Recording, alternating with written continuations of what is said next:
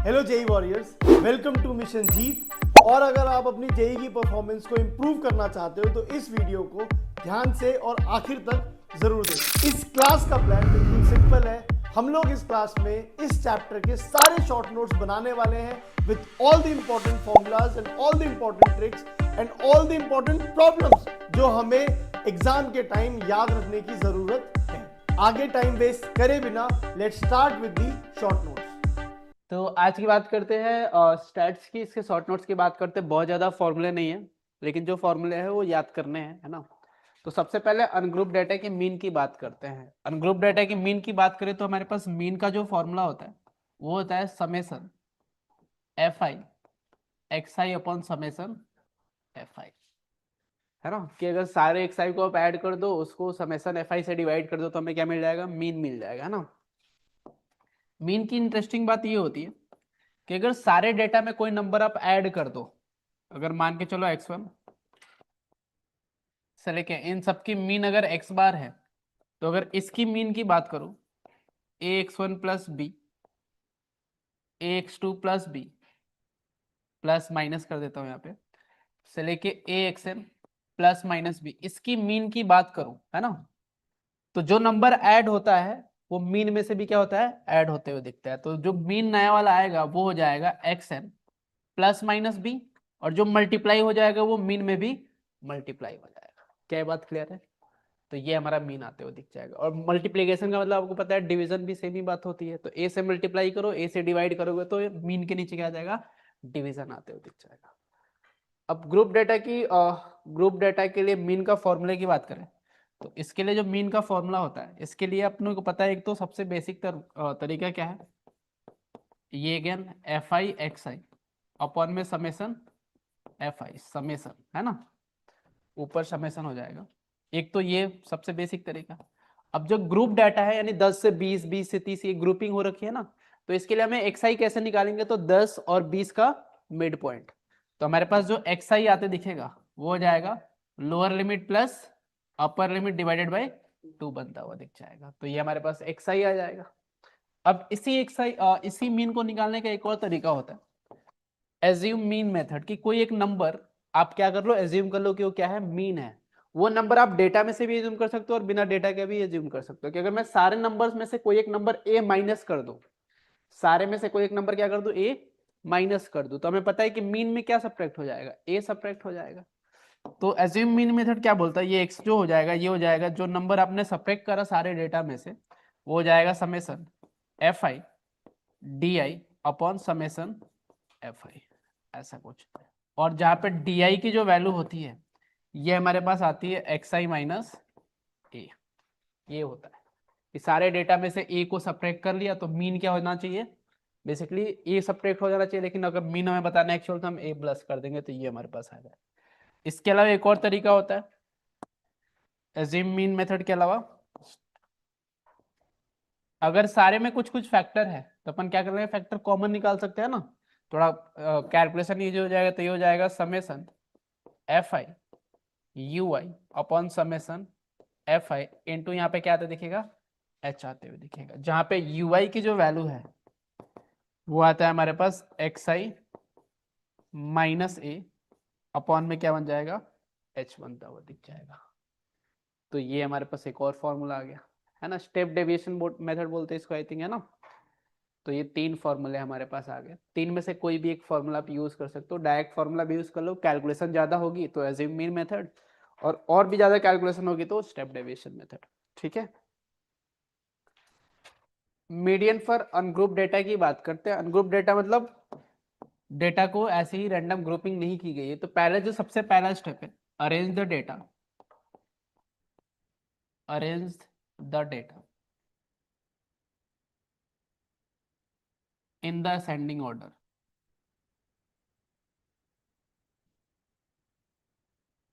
Ascending order में इसको arrange करेंगे। उसके बाद if n is equal to even और n is equal to odd, number of data, total number of जो डेटा या तो इवन नंबर होंगे या फिर ऑड होंगे।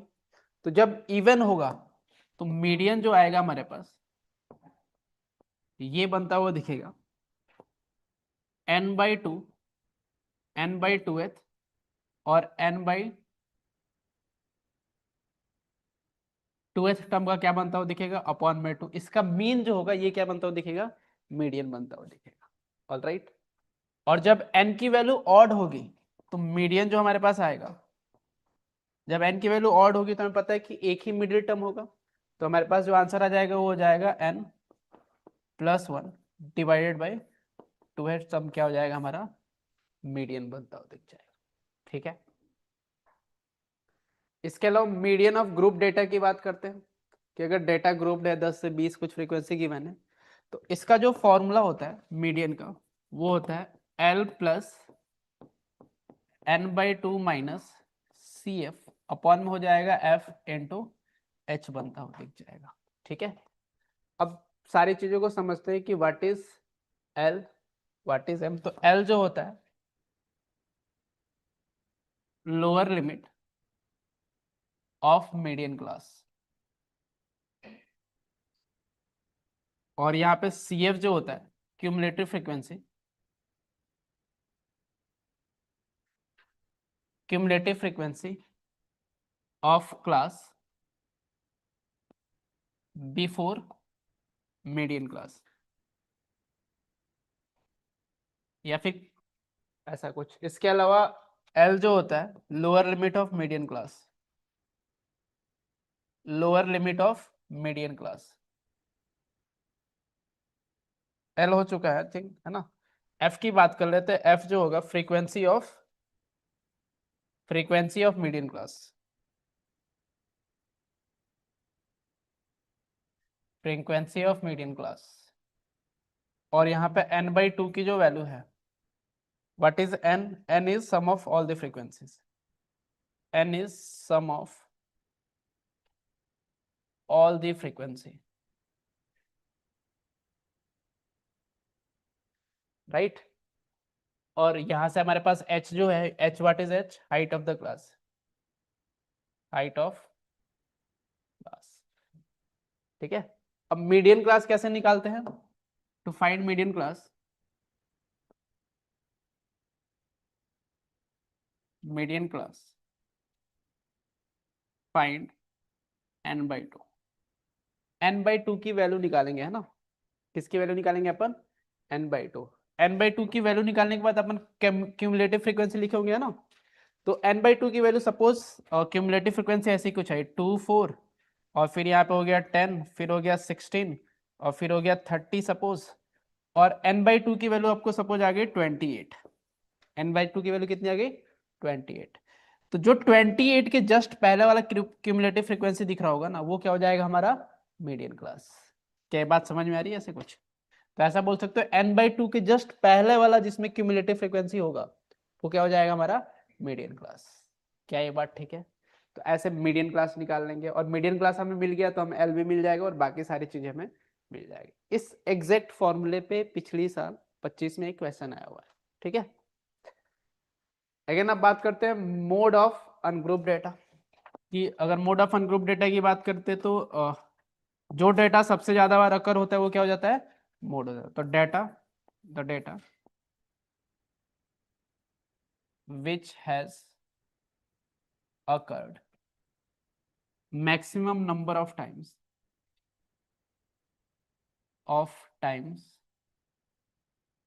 will be mode।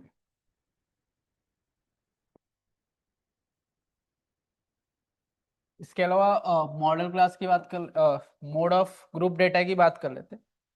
तो इसके लिए जो फॉर्मूला बनता है मोड वो बनता है L+F1 minus F0 plus F1 minus F2 into H। ये फॉर्मूला होता है मॉड का, है ना, जिसमें what is L is lower limit of model class where F1 is frequency of model class, F0 is frequency of class before model class,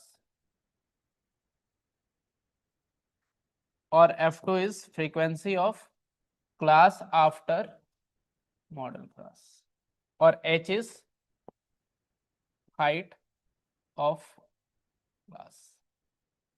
model class कैसे निकालेंगे? Model class निकालने का तरीका क्या है? ऐसे इसमें जब अपन डेटा देखेंगे तो उसमें सबसे ज्यादा जिसकी फ्रीक्वेंसी होगी वो क्या हो जाएगी? Model class. तो क्लास विथ हाईएस्ट फ्रीक्वेंसी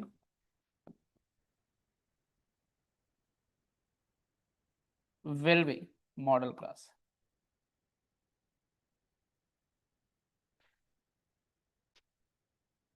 ठीक है। एक इंपेरिकल फॉर्मूला होता है। इंपेरिकल फॉर्मूला क्या होता है? ऐसा फॉर्मूला जिसका कोई डेरिवेशन नहीं होता, वो डेटा के हिसाब से फॉर्मूला बनाया जाता है ना, कि बहुत सारे डेटा देखा उसके हिसाब से कुछ फॉर्मूला बना दिया। तो इंपेरिकल फॉर्मूला क्या होता है? Mode is equal to 3 median minus 2 mean. इस फॉर्मूले का यूज आप नहीं करोगे, बट ये फॉर्मूला आपको याद रखना है। ठीक है। ये फॉर्मूला का क्या होता है? बहुत सारे डेटा उठाया, उस डेटा का मैंने मीन निकाला, मोड निकाला और मीडियन निकाला। तो हमेशा ऐसा ही कुछ रिलेशन होता था उनके बीच में, है ना। कहीं से फॉर्मूला ये आया नहीं डिराइव करके, ये डेटा से फॉर्मूला बनाया गया है। ठीक है। तो ऐसे कुछ आपको देखना है। तो ये बात हो गई, सेंट्रल टेंडेंसी निकालने की बात हो गई। अब सेंट्रल टेंडेंसी से कोई भी वैल्यू कितना डेविएट करती है, उसके लिए हम बात करते हैं रेंज की, या फिर वेरिएशन की, या फिर डेविएशन की, ये सब चीजें, है ना। तो रेंज क्या होता है? Range is equal to x max, जो सबसे बड़ी डेटा है उसमें से किसको सब्ट्रैक्ट कर दिया? सबसे छोटी डेटा को। ये क्या हो जाएगा हमारा? रेंज। जितना बड़ा रेंज उतना उतनी कम कंसिस्टेंसी, जितनी कम रेंज उतनी ज्यादा कंसिस्टेंसी, है ना। ऐसे कुछ सोच सकते हैं अपन। या फिर उतना, मीन डेविएशन की बात करते हैं। What is mean deviation? तो मीन डेविएशन का जो फॉर्मूला होता है, मीन डेविएशन अबाउट किसी पॉइंट निकालते, तो mean deviation about point A बोल दिया मैंने, तो ये बन जाएगा mod of summation f i x i minus A upon में कितना हो जाएगा? समेशन एफ आई। अब ये मीन डेविएशन अबाउट ए बोला है मैंने, अगर मीन डेविएशन अबाउट मीडियन बोल दूंगा तो ए की जगह क्या आ जाएगा? मीडियन। तो mean deviation about median will be, ये हो जाएगा summation f I mod of x i minus, यहाँ पे क्या आ जाएगा? Median divided by summation f आई। और अगर मैं मीन डेविएशन अबाउट मीन बोल दिया तो ये बन जाएगा समेशन एफ आई, और ये हो जाएगा x i minus x bar upon में हो जाएगा summation f I. Mean deviation about mode भी बोल सकता है, या फिर कोई नंबर भी बोला जा सकता है। तो फॉर्मूला आपको ये वाला यूज करना है। ठीक है। मॉड का ध्यान रखना है आपको। वेरिएंस एंड स्टैंडर्ड डेविएशन की बात करते हैं। तो वेरिएंस का जो फॉर्मूला होता है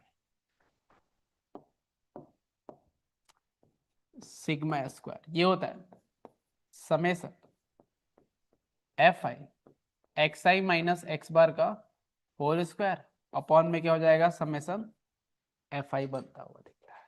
क्लियर है बात? तो ये फॉर्मूला हो गया किसका? वेरिएंस का।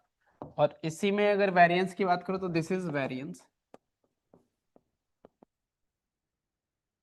और स्टैंडर्ड डेविएशन की बात करो तो इसी का अंडर रूट जो हो जाएगा वो क्या हो जाएगा? Standard deviation. तो इसको अपन सिग्मा से बोलते हैं, which is under root of variance. इसी फॉर्मूला को अंडर रूट के अंदर पुट कर दोगे तो क्या बनता हो दिख जाएगा? वेरिएंस। इसी का एक स्पेशल फॉर्मूला होता है। स्पेशल फॉर्मूला क्या होता है कि अगर मैं सिग्मा स्क्वायर की बात करूं तो ये बन जाएगा समेशन एफ आई एक्स आई का होल स्क्वायर अपॉन हो जाएगा summation f I minus summation f i x I upon summation f आई, और इसका क्या हो जाएगा? पूरे का होल स्क्वायर। ऐसा कुछ बनता हुआ हमें फॉर्मूला दिखता है। एक स्पेशल फॉर्मूला। बेसिकली ये फॉर्मूला में आपको दिख रहा होगा कि ये लिखा है कि एक्स आई के स्क्वायर का, सारे डेटा के स्क्वायर का मीन माइनस मीन का स्क्वायर, ये चीज बोली गई है ना। तो ये फॉर्मूला इंपॉर्टेंट है, सबसे ज्यादा इंपॉर्टेंट है और इसी पे क्वेश्चन पूछे जाते हैं। अच्छा, इंटरेस्टिंग बात ये है कि थोड़ा ध्यान से देखोगे तो अगर सारे डेटा में कोई आप एक नंबर ऐड कर दो, सारे डेटा में कोई एक नंबर ऐड कर लो या फिर सब्ट्रैक्ट कर लो, तो मीन तो क्या होगा, अगर ऐड करेंगे तो मीन में ऐड हो जाएगा और सब्ट्रैक्ट करेंगे तो मीन में सब्ट्रैक्ट हो जाएगा। तो यहाँ पे अगर सारे डेटा में सपोज ए ऐड करा तो ये x1 प्लस ए हो जाएगा, x2 प्लस ए, ऐसे कुछ, और मीन भी कितना हो जाएगा, x प्लस ए एक्स, तो यानी ए और ए क्या हो जाएंगे, कैंसल आउट, तो वेरिएंस में कोई भी चेंज नहीं आएगा। तो if we add some number in each data then variance remains unchanged।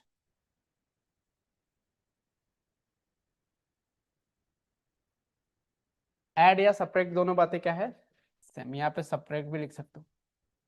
अच्छा, मल्टीप्लाई करेंगे तो क्या होगा, अगर ए से मल्टीप्लाई किया तो मीन कितने टाइम्स हो जाएगा, ए टाइम्स, और डेटा भी कितने टाइम्स हो गया, ए टाइम्स, तो जब ए कॉमन निकालेंगे तो क्या हो जाएगा, ए स्क्वायर बनता हुआ दिख जाएगा। समझ में आ रही है क्या बात। तो जब कोई नंबर से मल्टीप्लाई करोगे तो वेरिएंस कितने टाइम्स हो जाएगा, a square times. If we multiply by a, obviously a not equal to 0, then variance becomes a square times। Variance कितने टाइम्स हो जाएगा, yes। स्टैंडर्ड डेविएशन कितने टाइम्स हो जाएगा, इसका अंडर रूट, तो वो क्या हो जाएगा, a टाइम्स होते हुए दिख जाएगा, राइट। तो अगर सारे डेटा को मैंने ऐसा कुछ कर दिया कि अगर सारा डेटा ऐसा कुछ हो गया ए एक्स आई प्लस माइनस बी, और इस डेटा का मान के चलो, अब सारे डेटा को मैं ऐसे कर दिया, तो वेरिएंस क्या होना चाहिए, तो इसके लिए, इस डेटा के लिए वेरिएंस क्या होगा, हमने प्लस माइनस करने से तो कोई फर्क नहीं पड़ेगा वेरिएंस से, मल्टीप्लाई करने से बस फर्क पड़ेगा। तो इस डेटा का वेरिएंस कितना हो जाएगा, ए स्क्वायर टाइम्स, तो ये क्या हो जाएगा, ए स्क्वायर टाइम्स पुराना वाला डेटा। ठीक बात है, ऐसा कुछ। इसके अलावा कोफिशिएंट ऑफ वेरिएंस की बात करें तो एक फॉर्मूला होता है सिंपल सा, दो डेटा को कंपेयर करने के लिए अपन कोफिशिएंट ऑफ वेरिएंस का यूज करते हैं, sigma upon x bar into 100, इसको बोलते हैं अपन CV, which is coefficient of variance. ये फॉर्मूला आपको बस याद रखना है, ठीक है। तो बस इतने ही है किसमें, स्टैट्स में। क्लियर है बात। बच्चों, शॉर्ट नोट्स आर डन। अगर वीडियो हेल्पफुल लगा तो लाइक जरूर कर देना, और अगर इन शॉर्ट नोट्स का एप्लीकेशन सीखना चाहते हो तो PYQ का वीडियो आपको मिल जाएगा डिस्क्रिप्शन में, उसको जरूर देखना। अगला चैप्टर हम लोग ये वाला डिस्कस करेंगे और इसके शॉर्ट नोट्स का सेशन इस डेट पे आएगा, तो अपने कैलेंडर्स को मार्क कर लो, और अगर चैनल पे नए हो तो सब्सक्राइब करना मत भूलना। Keep pushing yourself, don't give up, and let's meet in the next class. Go for Jeet.